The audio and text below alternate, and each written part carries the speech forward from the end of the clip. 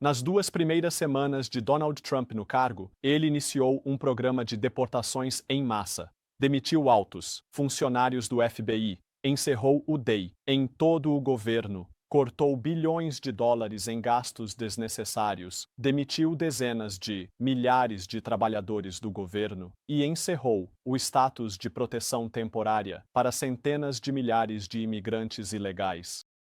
Meu nome é Stephen Eggington, e juntando-se a mim para discutir as primeiras semanas do segundo governo, Trump está Stephen K.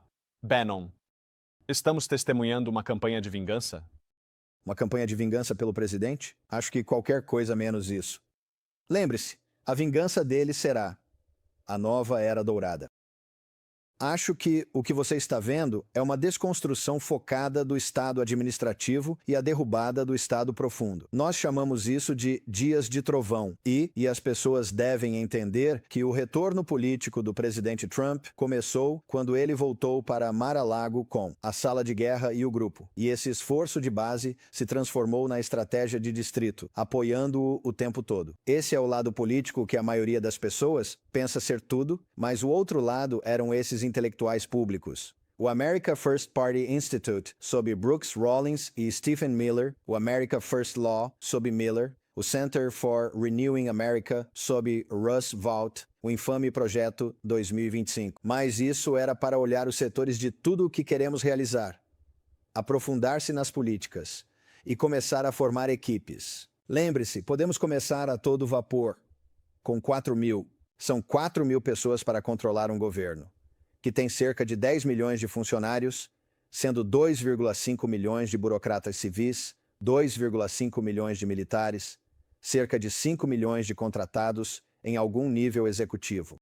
Então, são cerca de 10 milhões que controlam um orçamento de 6,5 trilhões por ano em ativos de não sei, 75, 80 trilhões. Então é massivo. E eles têm trabalhado por anos, e agora você está vendo os dias de trovão. Todo dia há, você sabe, 5 ordens executivas, 10 mais ações executivas. Legislação que foi iniciada ou assinada, todos os tipos de outras atividades.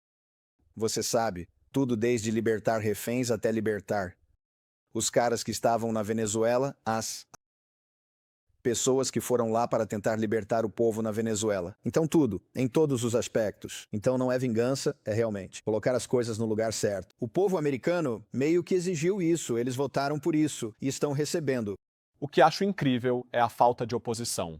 Nas últimas 2 semanas, o que é que aconteceu com a resistência? Acho que você verá, eu quero fazer a analogia meio que do Partido Conservador para o Partido da Reforma. Esta na ordem estabelecida, eles ficam tão preguiçosos porque controlam as alavancas do poder. Eles controlam a comunidade financeira, ou seja, a comunidade financeira, a comunidade tecnológica, os corporativistas, as universidades, a cultura pop, a alta cultura, a mídia, e eles ficam preguiçosos. O que... Eu não estou chocado, estou surpreso com a rapidez com que as ideias evaporaram. O que quero dizer com isso, quando você diz sem resistência, vamos dividir em partes. Número 1, nas audiências de confirmação, e acabamos de ter Tulsi e Bob Kennedy aprovados, o que disseram que nunca iria acontecer. Depois que conseguimos a aprovação de Pete Hegseth, disseram que nunca iria acontecer. Se você voltar e seu público olhar para as audiências de confirmação, Marco Rubio está delineando o fim da ordem internacional baseada em regras do pós-guerra. Pete Hegseth está falando sobre uma revolução nos assuntos militares. Russ Vought e realmente Scott Bass estão falando sobre um novo modelo econômico para os Estados Unidos baseado em receita externa. Olhando para isso, o que chamamos de porta dourada ou mercado dourado. Grandes ideias apresentadas sobre isso, realmente essa revolução de Trump, o que ele chama de revolução do bom senso. Não há resistência. Há pessoas atacando as falhas pessoais ou fraquezas desses indivíduos, mas não há resistência. Praticamente nenhuma resistência às ideias. E ideias têm consequências. Então, se você olhar para a resistência nas ruas, muito disso, lembre-se, é como é financiado. É por isso que a USAID é tão importante. Então estamos sufocando e cortando o oxigênio, porque isso realmente não foi financiado. Por muitos grupos privados, todo esse dinheiro Foi um fundo de reserva através do governo. Então, quando você fala sobre resistência em todos os níveis, eles foram destruídos. Eles foram destruídos de suas fontes de financiamento, a mídia está meio que está quase como um cachorrinho agora, né? Porque seu público colapsou e uma das razões para o colapso do público é que eles mentiram para eles o tempo todo sobre como iriam vencer. Então, em todos os níveis onde haveria resistência, houve apenas um colapso absoluto. Além disso, os democratas, porque como venho dizendo há muito tempo, são governados por esse grupo de octogenários. Essas pessoas se recusam a ceder o poder. Os chefes de comitê, eles tiveram um protesto ontem, e os chefes de comitê dos democratas são todos. Você sabe, caras brancos em seus 70 e 80 anos, que nem sequer conseguem. Você sabe, se comunicar com um público jovem. Então não, está destruído. Isso vai voltar à medida que as coisas avançarem. Mas a resistência ao Trump 2.0 tem sido menor do que a resistência dos Tories ao Partido da Reforma de Nigel Farage. E isso é meio difícil de acreditar, já que parece que quase não houve resistência a isso. Então, você está onde está, e eu acho que minha teoria do caso de inundar a zona e dar tudo sem freio é apenas atacar, continuar avançando, inundar a zona, sobrecarregá-los. Isso se torna uma questão psicológica. Eles nem sabem o que escolher e decidir. Você vê isso. Eles estão sobrecarregados, sem saber para onde se virar, não têm alavancas de poder e por isso estão à deriva. Quem você acha que deveria estar no topo da lista de alvos do DOJ de Trump? Bem, primeiro acho que temos que voltar ao ponto de que sou um grande defensor de que a transparência radical e a desclassificação são nossos melhores aliados. Acho que apenas na era Trump temos que voltar ao início e sou um defensor muito forte de que o DOJ não pode lidar com isso porque eles têm muito acontecendo.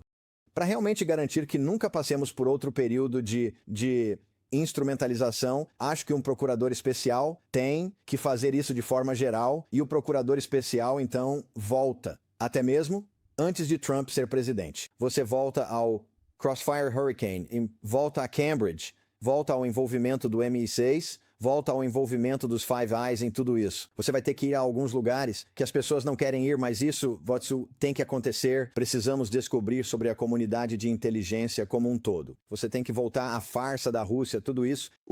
Você tem que voltar à eleição roubada. Você tem que voltar ao JT6 para chegar ao fundo disso. E então as vastas conspirações contra o presidente Trump para indiciá-lo 92 vezes em acusações que só com as coisas de Jack Smith dariam 300 anos em uma prisão federal para que ele morresse lá. A razão pela qual eles foram tão exagerados, eles nunca pensaram que estaríamos de volta. Eles pensaram que estávamos acabados. Podemos prender Bannon, Navarro, Trump. Eles estão acabados. Foi exatamente o oposto e essa é uma das razões pelas quais eles estão tão chocados e tão desorganizados na resistência. Eles ficaram preguiçosos, certo? E não trabalharam os grandes músculos, não fizeram as repetições necessárias como nos esportes para estar no controle das coisas. Além disso, eu acho que mais investigações têm que continuar sobre a pandemia. Mais investigações têm que ser feitas sobre como tivemos a invasão do nosso país muito organizada. Quem pagou por isso? Quem fez isso? Então, para mim, há uma série massiva de investigações que precisamos ter para que o povo americano possa entender completamente como o aparato surgiu, como foi armado e então como foi usado contra o povo americano em tudo, desde a pandemia até coisas como a invasão do nosso país. Então, eu acho que estas são investigações massivas. Se eu me sentisse confiante de que o Congresso poderia fazer isso com debates, eu defenderia isso. Acredito que você precisa ter um grande júri, precisa de evidência sólida, e tudo isso precisa ser tornado público. Mas eu acho que isso continua por anos. E, para mim, é uma das coisas mais importantes que poderíamos fazer. Isso tem que acontecer, ou não teremos um país. Só nós vencermos e mudarmos fundamentalmente. As coisas, o Estado administrativo não vai. Você tem que ir. O câncer está no corpo.